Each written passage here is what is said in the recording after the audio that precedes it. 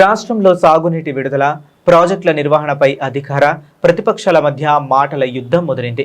తెలంగాణలో ప్రస్తుతం నెలకొన్న పరిస్థితులపై బీఆర్ఎస్ వర్కింగ్ ప్రెసిడెంట్ మాజీ మంత్రి కేటీఆర్ కాంగ్రెస్ ప్రభుత్వంపై సంచలన విమర్శలు గుప్పించారు. రాష్ట్రంలో కనిపిస్తున్నది కాలం తెచ్చిన కరువు కాదని, అది కేవలం కాంగ్రెస్ ప్రభుత్వం చేతగానితనం వల్ల ఏర్పడిన కృత్రిమ కరువు అని ఆయన అభివర్ణించారు. గోదావరి నదిలో నీరు పుష్కలంగా ప్రవహిస్తున్నప్పటికీ పాలకులు పంపులు ఆన్ చేయకపోవడం వల్లే రైతాంగం తీవ్రంగా నష్టపోతుందని కేటీఆర్ మండిపడ్డారు. ముఖ్యమంత్రి గారికి ఇవి ఒప్పుకోవడానికి బేసిస్ అడ్డం వస్తున్నది. మేడిగడ్డ మూసేయాలని మేము అన్నామని, ఆయనకి మేము ఆడ పోతే కోపం వచ్చింది. మేము కన్నెపల్లికి పోగానే కోపం వచ్చింది ఆయనకి. ఎందుకంటే బండారం బయటపడ్డది. ఆడ వరద నీరు పోతున్నది, నీళ్ళు పోతూనే ఉన్నాయి. గోదావరి నీళ్ళు ఎల్నీనో అని చెప్పి తప్పించుకుందాం అనుకున్నాడు. కానీ నీళ్లు కిందికి పోతున్నాయా, సముద్రంలో కుత్తగా పోతున్నాయి. పంపులు చాలు చేయంటే పంపులు చాలు చేసి బంద్ పెట్టిండు. ఆంబోతు లెక్క రంకెలు వేస్తూ ఉన్నాడు. నోటికొచ్చిన బూతులు, నోటికొచ్చిన మాటలు, బుర్ర తక్కువలని, లుచ్చా రాజకీయాలని. నేను ముఖ్యమంత్రి గారినే ఉటంకిస్తూ ఉన్నాను. నేనేం కొత్తగా ఆయన తిట్టట్లేదు. అచ్చోసిన ఆంబోతులాగా ఇవాళ నోటికొచ్చినట్టు రంకెలేస్తూ ఉన్నాడు.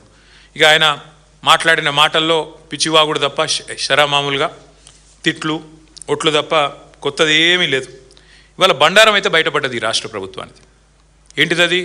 ఇది కాలం తెచ్చిన కరువు కాదు. నీళ్లు పుష్కలంగా ఉన్నాయి. ఏ పాయింట్లు అయితే నీళ్లు ఉన్నాయో ఆ పాయింట్కి తీసుకుపోయి మరీ చూపెట్టినాం. ఈ రాష్ట్ర రైతులు చూస్తూ ఉన్నారు. మమ్మల్ని అడ్డుకున్నా, అరెస్టు చేసినా అక్కడ దాకా పోయినాం. 7 గంటలు ప్రయాణం చేసిపోయినాం. పోయి చూపెట్టినాం. ఇగో నీళ్లు 1,00,000 క్యూసెక్కుల నీళ్లు కిందికి పోతున్నాయని చూపెట్టినాం. 1,00,000 క్యూసెక్కులు అంటే 9 టీఎంసీలు. 9 టీఎంసీలు రోజుకి 9 టీఎంసీలు కిందికి వృధాగా పోతూ ఉన్నాయి. 9 టీఎంసీలలో కేవలం నువ్వు లిఫ్ట్ చేయాల్సింది 2 టీఎంసీలే.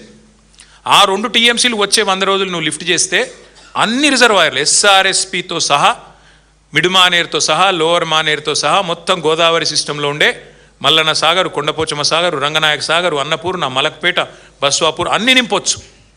సుభిక్షంగా గోదావరి మీద ఆధారపడ్డ 6-7 జిల్లాల, ఉమ్మడి జిల్లాల రైతాంగం వ్యవసాయం చేసుకోవచ్చు.